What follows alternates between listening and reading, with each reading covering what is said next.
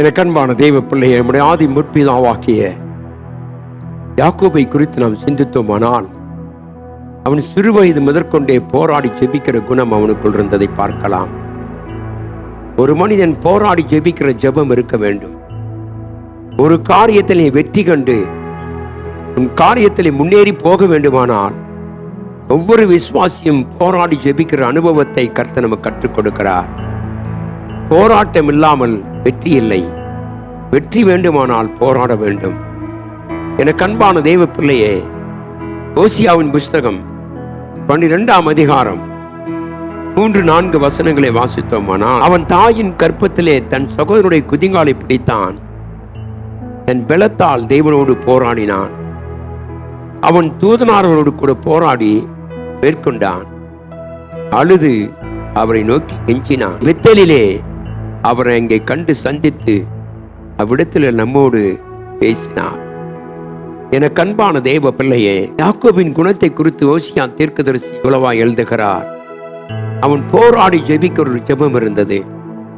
இந்த நாட்கள் நீ வெற்றியை தேடி வர வேண்டுமானால், ஒரு வெற்றியான ஒரு வாழ்க்கையை நீ செய்ய வேண்டுமானால், இந்த யாக்கோபை போல போராட வேண்டும். அவன் கர்த்தரோடு கூட ரா முழுவதும் போராடினான் வாசிக்கிறோம்.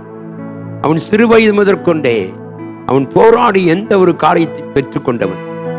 எனக்கு அன்பான தெய்வஜனமே, இந்த காலை வேளையிலே நீ சாத்தானோடு கூட எதிர்த்து போராடும் பொழுதுதான் வெற்றியை கர்த்தர் நமக்கு தருகிறார்.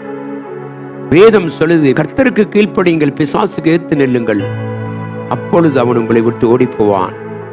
எனக்கு அன்பான தெய்வ பிள்ளை, இந்த காலை வேளையிலே நம்முடைய ஆத்துமா, நம்முடைய ஆவி, நம்முடைய சரீரம் எல்லாம் போராடி ஜெபிக்கிற அனுபவத்துக்கு நாம் ஆயத்தப்பட வேண்டும். உலகத்திலே சாதாரணமாய் வெற்றி கொள்ள முடியாது.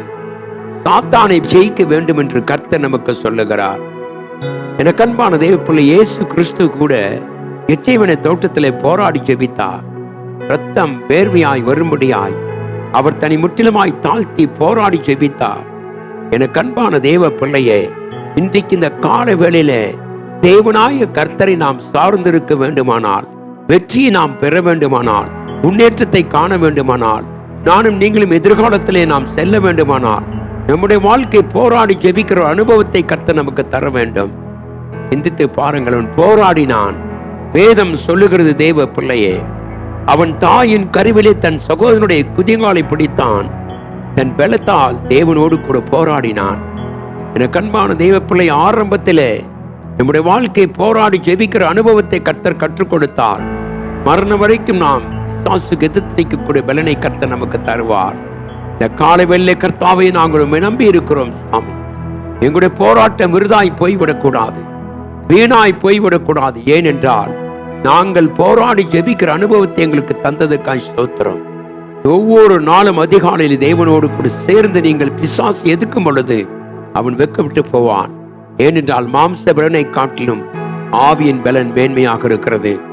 ஆகவே சொல்லுவோம், கர்த்தாவை நாங்கள் போராடி ஜெபிக்கிற அனுபவத்தை எங்களுக்கு தாரும்.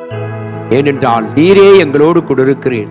நீர் எங்களை நடத்துகிற தேவனாக இருக்கிறதுக்காக சொல்லுவோம். கர்த்தருடைய கரத்தில் அப்பா, போராடி ஜெபிக்கிற குணத்தை எங்களுக்கு தாரும்.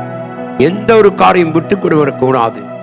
நாம் தேவனுடைய சமூகத்தில் விட்டுவிடக் கூடாது. தேவ பிள்ளையே, ஓ சொல்லுவோம், கர்த்தாவே என்ன வந்தாலும் சரி, நாங்கள் போராடி ஜெபிக்கிறவர்கள். தேவனுடைய வெற்றியை நீ பெற்றுக்கொண்டு இந்த உலகத்திலே ஜெயமாய் ஜீவிக்க கர்த்தருடைய கரம் உன்மேல் இருக்க வேண்டுமானால் போராட்டத்தின் அனுபவம் தேவை. போராடும் பொழுது நோடு கூட கர்த்தர் இருக்கிறார். அவருடைய வார்த்தைகள் ஆம் என்றும் ஆம் என்றும் இருக்கிறதுக்காக சொல்றோம். இந்த நம்பிக்கையோடு இந்த காலவெளியிலே கர்த்தாவே, நாங்கள் ஜெபிக்கும் பொழுது போராடி ஜெபிக்கிற அனுபவத்தை எங்களுக்கு தாரும் என்று சொல்லுவோம். அப்பொழுது கர்த்தர் நம்மை ஆசீர்வதிப்பார். கண்களை மூடி ஜெபிப்போம். எங்கள் அன்பின் நல்ல தகப்பனே, இந்த அருமையான கால வேளைக்காயும் நன்றி. கர்த்தாவே, நாங்கள் சோர்ந்து போய் விழுந்து கர்த்தாவே, நாங்கள் அப்பா உம்முடைய செயலை ஜெபிக்க முடியாதபடி சத்து கொண்டு வர ஒவ்வொரு காரியத்தையும் வெற்றி எடுக்க நாங்கள் போராடி ஜெபிக்கிற அனுபவத்தை எங்களுக்கு தாரும். கர்த்தாவே, இந்த கால வேளைக்காயும் நன்றி. கர்த்தாவே, எங்களுடைய பிள்ளைகள் போராடி ஜெபிக்கிற அனுபவத்தோடு தேவனிடத்தில் வெற்றியை பெற்றுக்கொள்ள எங்களுக்கு உதவிச்சுமாய் ஜெபிக்கிறேன். ஆசீர்வதியும் கர்த்தாவை, புதிய கிருபையை தாரும். இயேசு கிறிஸ்துவின் வல்லமையுள்ள நாமத்தில் ஜெபிக்கிறேன் எங்கள் அன்பின் நல்ல பிதாவே. கர்த்தர் நம்மை ஆசீர்வதித்து கனப்படுத்துவாராக.